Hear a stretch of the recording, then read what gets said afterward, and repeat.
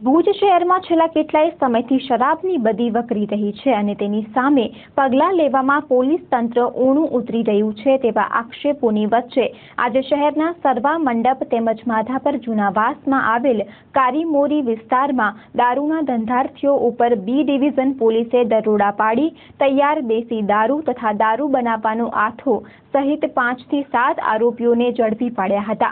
પ્રાપ્ત વિગતો મુજબ આજે સવારે B division PI KG Rana તથા પોલીસ સ્ટાફે સરવા મંડપમાં ચાલતી દેશી દારૂની ભઠ્ઠીઓ ઉપર છાપો માર્યો હતો।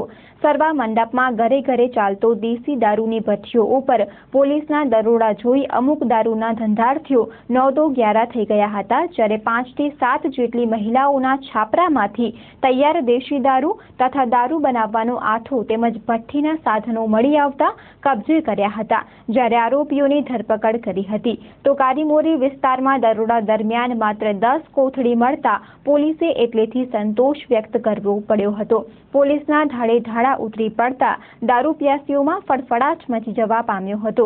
ભુજ શહેરમાં છેલ્લા કેટલાક સમયથી શરાબની બદી વકરી રહી છે અને આ બદીને નાથવા માટે પોલીસ દ્વારા આજે પગલાં લેવાયા છે, ત્યારે આ પ્રકારની કામગીરી પોલીસ દ્વારા ચાલુ રખાય તેવી લાગણી લોકો દ્વારા વ્યક્ત કરવામાં આવી રહી છે। વળી ભુજમાં માત્ર દેશી શરાબ જ નહીં પણ અંગ્રેજી શરાબની પણ રેલમછેલ હોવાના આક્ષેપો કરાઈ રહ્યા છે, તેને નાથવા માટે પણ પોલીસ પગલાં લે તેવી માંગ ઉઠી રહી છે।